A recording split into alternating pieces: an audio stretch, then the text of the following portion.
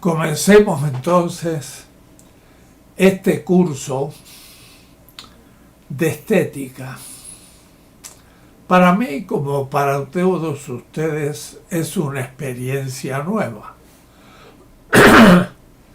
En tiempos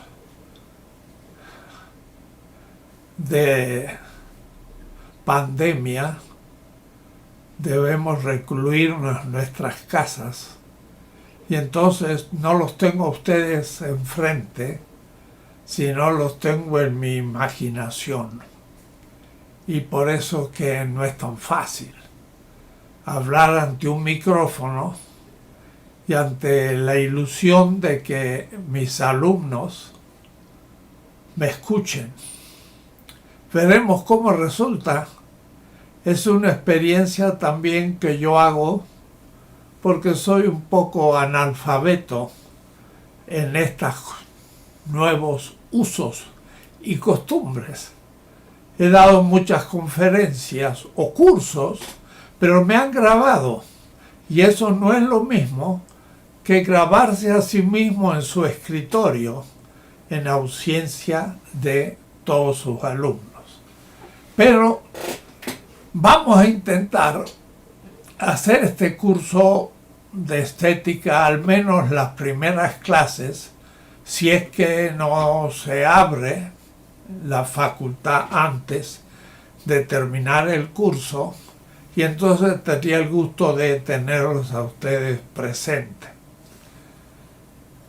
Es un curso de estética de la liberación, o es decir, de una estética pensada desde lo que llamamos un locus enunciationis en latín, lugar del enunciado, consciente. Yo no estoy hablando en Berlín, ni en Roma, ni en Pekín, ni en New York. Yo estoy hablando en México, en América Latina. Es el lugar de mi enunciado, de mi discurso, de mi curso, de mi pensar. De tal manera que cuando digo de liberación, digo de una liberación del sur global, que por supuesto también incluye el norte, Europa, Rusia, Estados Unidos, y que sale lentamente la China. El sur global, América Latina, México, tiene problemas propios y tiene también una estética diferente. Por eso el anhelo es construir comunitariamente en la Escuela de la Filosofía de la Liberación este curso de estética de la liberación que nunca he dictado, y este mismo curso sería como una introducción a la construcción de una estética de la liberación. Verdad es que he trabajado estos temas desde hace muchos años. Miren, tengo este librito que está en mi página. De paso, en el programa está al comienzo de la bibliografía mi página, que es W3 veces mi nombre en minúscula junto, Enrique Dussel, punto, y entonces allí se coloca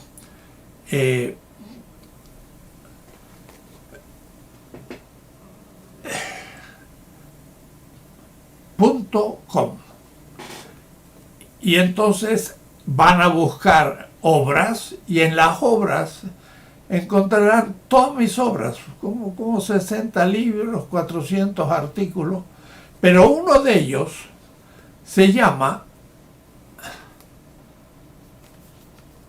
Para una estética de la liberación. Y ustedes ven, el librito tiene como tapa un dibujo. Ese dibujo es de un modelo de la Escuela de Bellas Artes, donde yo cuando tenía 16 años asistía. De tal manera que esta obra es un carbón de colores de un servidor, y el editor del tomo me lo puso ahí como para indicar de que no me introducía por primera vez en la estética. Yo había estado en la Escuela de Bellas Artes.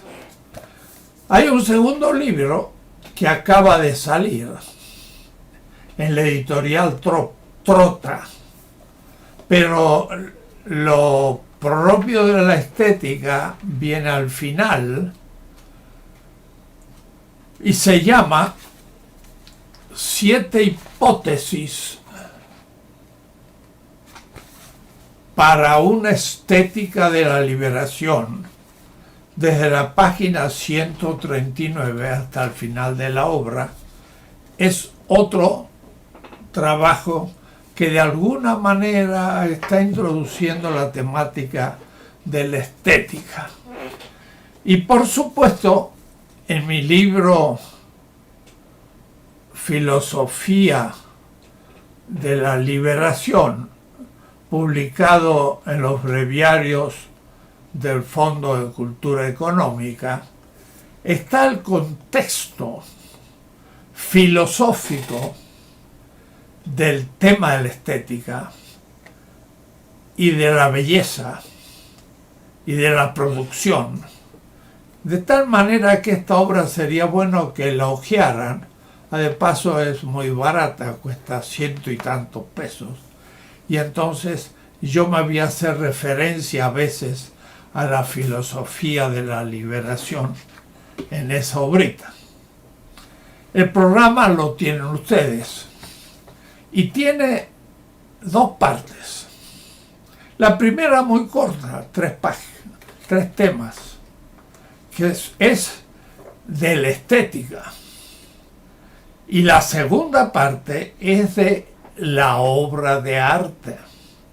O es decir, es la estética y la obra de arte o la artística. Vamos a ver que muchos autores, la mayoría, incluyendo a los grandes autores como aún Hegel o aún Sánchez Vázquez y muchos otros, no disciernen bien claro entre estética y obra de arte. Ya veremos la diferencia desde esta primer clase para irnos moviendo en un ámbito de ciertas precisiones. Y empecemos. Les propongo a todos ustedes, si tienen un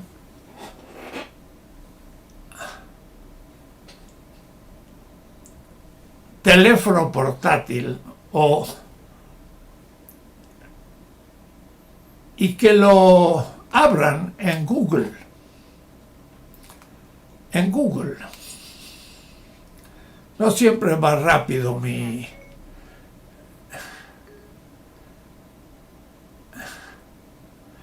en Google. Y en Google pongan Canario da Mata. D-A, que en portugués significa de la, mata significa bosque, selva, Brasil. Entonces, tenemos que poner imagen y allí aparecen una cantidad de pájaros y yo aprieto en el Canario da Mata y que pregunta, ¿Você conoce?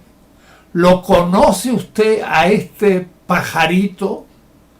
Lo aprieto y entonces aparece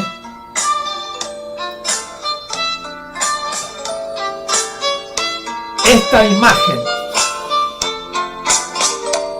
Miren, me gustaría que ustedes la vean en su propio teléfono. Mira, es un pajarito que está sobre un palo y hace como un gesto ante el sol. Miren, miren qué gesto más espléndido. Parece que como que está saludando al sol. Abre sus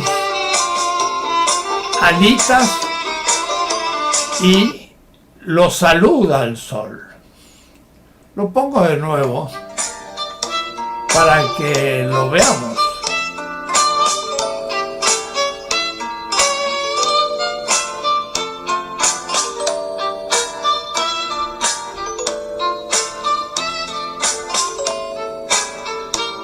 Y quiero iniciar este curso con esa imagen. La imagen de un pájaro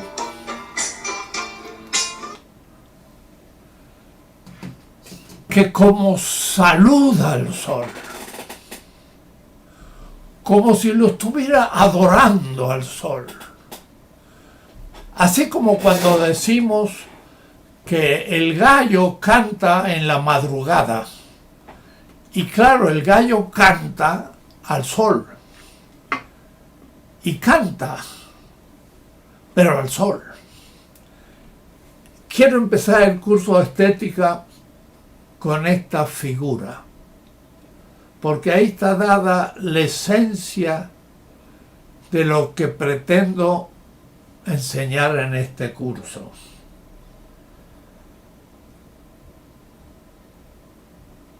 El pajarito se da cuenta que del calor del sol le viene el calor, y el calor es vida.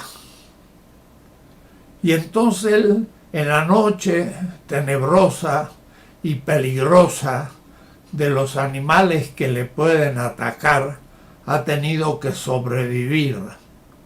Pero al salir el sol, sale el origen de la vida. Y entonces saluda al sol. Proudhon, un autor francés del paso del socialismo utópico, dice que la estética y sobre todo la belleza es sólo desconocida por el ser humano, que sólo el ser humano tiene estética y que los animales y otros seres posibles no saben lo que es la estética ni la belleza. Yo quiero esta vez refutar a Proudhon y dedicar muchas las reflexiones de esta primera clase para entender un poco ontológicamente el tema de la estética.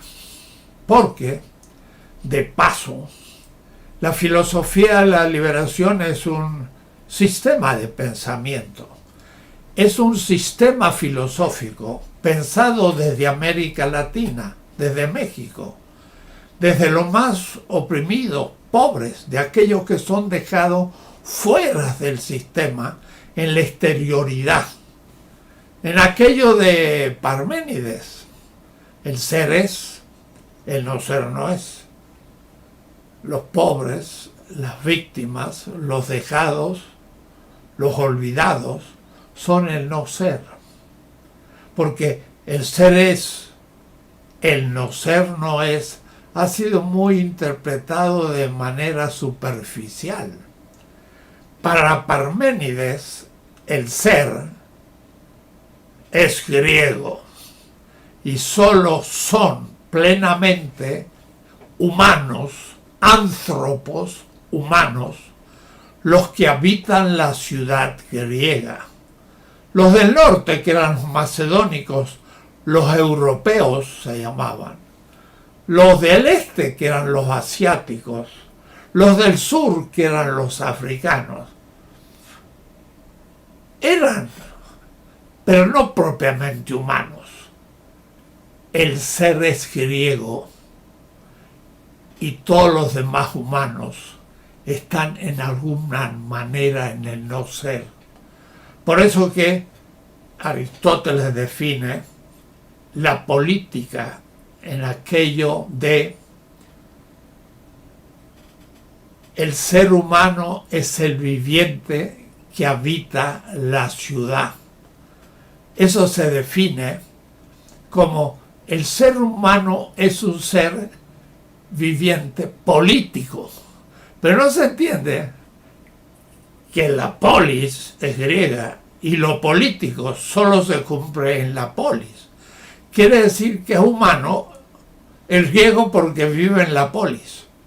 Lo mismo va a acontecer con la estética. Lo bello es griego. Palas Ateneas, el Partenón, Fidias esculpiendo las grandes esculturas. El arte griego, Windelband dice, es el arte clásico, es la universalidad originaria de toda la humanidad. Eso voy a poner en cuestión, porque yo voy a pensar, no desde el ser, de Estados Unidos, Europa, la cultura dominante. Voy a pensar desde el no ser, el sur global, desde el África, el Asia, América Latina. Y entonces voy a hacer una estética de la belleza, que para la belleza dominante es lo feo. Por lo tanto, va a ser una estética donde se intente mostrar la fealdad del no ser como el origen de una nueva etapa del ser. Y eso será la liberación de la estética, la liberación de una belleza que está dada en un pueblo. Es como los españoles al llegar a México y ver esas inmensas pirámides y esos enormes, pues, tótems de sus dioses, en vez de decir qué obra de arte más tremenda, dijeron, son realmente tremendas, pero esta gente que son tan primitivos no pueden haberla hecho, deben ser obras del demonio. Y tomaron las piedras de la gran pirámide del Sol y ahí nomás, junto a la pirámide del Sol, hicieron la catedral con las mismas piedras, o es decir, desarmaron el no ser y construyeron el ser.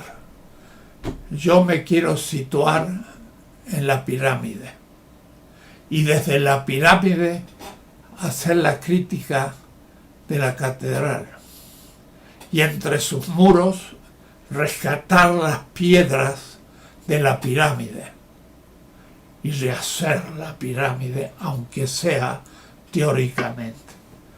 Una estética de la liberación tendrá que invertir la estética dominante, pero para llegar a eso tenemos que construir una estética seria con un sentido mundial, no solo europeo, pero tampoco solo latinoamericano o mexicano, sino mundial. Hay muchas culturas.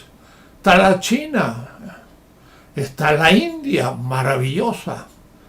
Cuando uno llega a Madurai o aún a Angra, no lejos de Delhi, descubre un arte increíble. Madurai, templos donde hay penumbra, misterio, imágenes maravillosamente esculpidas, donde uno se siente transportado a otro lugar. Cuando uno llega a Angra y ve monolitos inmensos de un palacio majestuoso junto al gran río que está junto a Angra, que era la capital de los mongoles, y llega al Taj Mahal, que fue la tumba de una princesa, de un sultán mogol, o es decir, musulmán en la India. Yo digo a veces, cuando se abrieron las puertas y se vio el gran espejo de agua que tenía como 200 metros, donde se reflejaba el Taj Mahal, una inmensa construcción de mármol blanco, yo dije, tuve como un orgasmo estético. Nunca había visto tal arquitectura en mi vida. Y he visto el Partenón, y he visto Notre Dame, y he visto el gran templo del Vaticano de Michelangelo y las grandes obras de Occidente, pero el Taj Mahal es sublime, es superior. Entonces, tenemos que repensar la estética, tenemos que construirla desde sus bases distintas, ontológicamente de otra manera, para interpretar eso que se llama la estética, que de paso y desde ya anticipando, no es la obra de arte, y lo artístico no es lo mismo que la estética, ya veremos. Y cuando entonces muchos grandes pensadores se ponen a definir estas cosas, qué es la estética, qué es el arte, qué es la belleza, algunos llegan a la conclusión de que en realidad no tiene definición. Lean ustedes, y es muy interesante, la obra de Sánchez Vázquez, donde va buscando una definición de belleza y muestra un gran abanico de definiciones, pero en el fondo no se decide por ninguna. Hay que definirse por algunas para descubrir nuestra estética, que no desvaloriza las otras estéticas, pero construye una nueva visión mundial de la estética futura. Por eso entonces empecemos lentamente a construir una cierta terminología. Quiero referirme, aunque sea un tanto eurocéntrico, porque los europeos toman a Grecia, y qué decir los filósofos, como el origen de la cultura occidental. Y no es verdad, porque Grecia es parte de lo que después se llamará el Imperio Bizantino, que es el Oriente. El Imperio Romano Occidental pasaba por Yugoslavia, incluía Italia, las Galias, España, Inglaterra, pero Grecia no era Roma y por lo tanto no es Europa. Pero los latinos germánicos definieron a los griegos como su origen, sobre todo los románticos en el siglo XVIII, al final, Bildermann, Schelling también, pero sobre todo Schiller y Schlegel, los grandes románticos, y qué decir Hegel. Entonces, yo me voy a tener que oponer no solo a los conceptos, sino también a una historia, y rescatar la estética de los pueblos ausentes de una historia de la estética, entre los que se encuentran México y América Latina. Veremos. Quiero empezar por un concepto, y como no tengo pizarrón, me gusta siempre tenerlo, he ideado escribir en una página un término griego. No es fácil aquí yo moverme porque tengo que moverme al revés. Pero en fin, miren, aquí dice aithesis y se translitera en castellano A-I-S, T-H, que significa la Z griega, Epsilon E-S-I, aithesis. I-C, esa TH es como una Z, aithesis. De esa palabra aithesis sale estética. Y Baumgarten escribió un tomo pequeño, una ontología, pero escribió por primera vez una estética y le puso ese nombre, del cual va a depender mucho Kant y luego Hegel y bueno, después todo el mundo occidental. Aithesis. La voy a repetir muchas veces esta palabra y me voy a referir a ella para entender el fondo de lo que pueda significar ese concepto. Aithesis es una posición de la subjetividad ante lo real. Si quieren, un sujeto y lo real. No le voy a llamar el objeto, porque el objeto ya se construye desde el sujeto. Vamos a ir después viendo muchas cosas. La subjetividad humana es corporal. No hay un cuerpo y un alma como pensaban los griegos y después eso impactó al pensamiento judeo-cristiano y pasó por el cristianismo y llegó a Descartes, que llegó a decir: yo soy un alma al que le es indiferente tener un cuerpo. Un dualismo atroz. Y el gran problema de Descartes era cómo el alma se relacionaba al cuerpo. Y entonces él dijo: hay unos espíritus animales que comunican el alma con el cuerpo, y estos pequeños espíritus animales circulan en la sangre. Y yo le preguntaría a Descartes: ¿y la parte espiritual de la parte corporal del espíritu animal cómo se comunica? Y hacia el infinito. Pero lo notable es que él era dualista. Kant era dualista. Cuando habla de los postulados, habla también de la corporalidad y del alma y los distingue. Debemos negar este dualismo y reconsiderar la unidad del ser humano. Si van a mi página, esa que es W, 3 veces Enrique Dussel, todo en minúscula junto.com, pueden ver 3 libros. El humanismo helénico, donde se ve el ser humano dualista. El humanismo semita, que no es el pensamiento judío, son los egipcios, los babilónicos, los acadios, los palestinos, los hebreos, los cristianos, los musulmanes, son un grupo de pueblos, pensaron al ser humano unitario.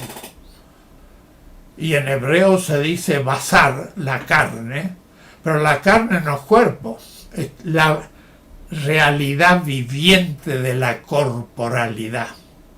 Todas las funciones superiores del cerebro, el pensar, el amar, el recordar, el sentimiento, son funciones superiores del cerebro, de mi pequeño cerebro.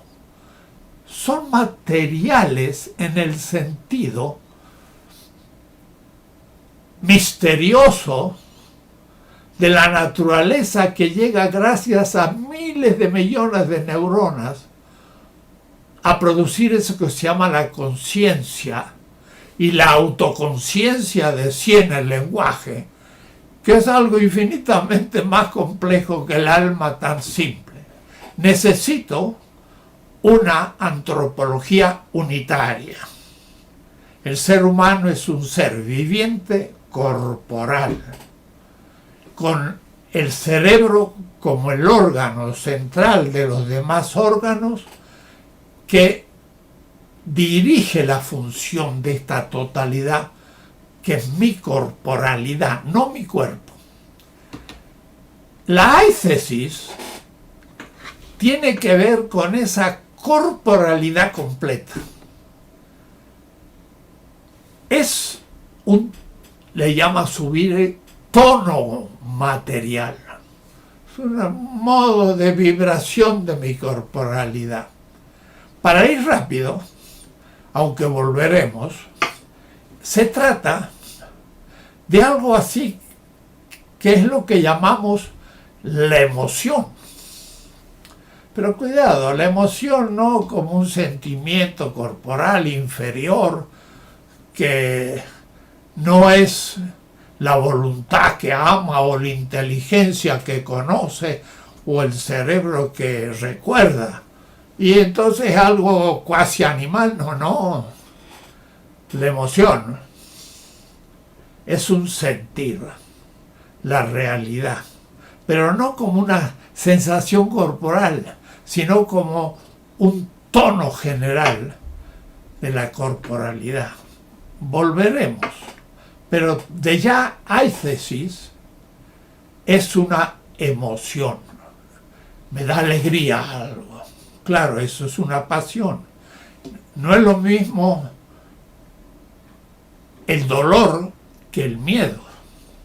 El dolor toca materialmente, gracias al sistema nervioso, una parte de mi cuerpo y lo impacta, y entonces el cerebro capta la destrucción de algo en su corporalidad y duele.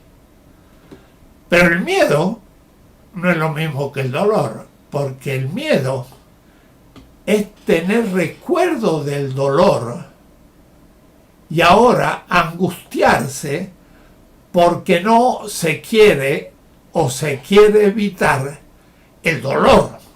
O es decir, que el miedo ya es un sentimiento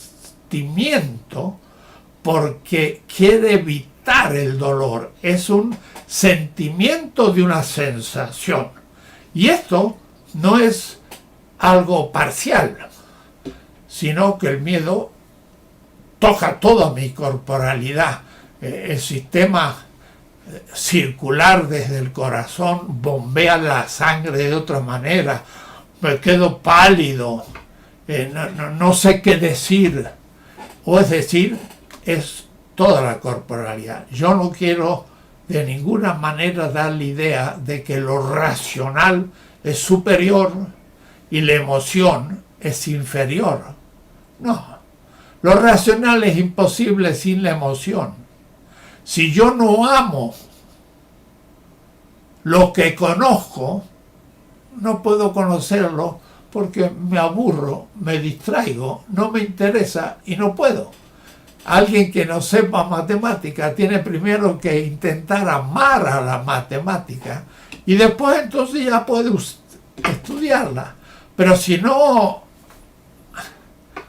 ama las matemáticas, pues nunca podrá llegar a realmente amar las matemáticas, pero no solo amar, no podrá practicarla. El matemático lo que tiene, cuando es gran matemático, tiene la emoción de la resolución de problemas cuantitativos complejos que gracias a su imaginación que tiene el artista cuando pinta, o el arquitecto cuando hace una casa, o el músico como Beethoven cuando hace la 9ª sinfonía, tiene que tener la emoción de llegar a la resolución del teorema, y cuando lo alcanza tiene la misma alegría semejante, analógica, que la que pudo tener un gran músico cuando oye su propia obra. Voy a interrumpir mi clase porque llevo media hora para que no sea tan larga la grabación y sea más fácil para manejarla. Interrumpo aquí y sigo de inmediato.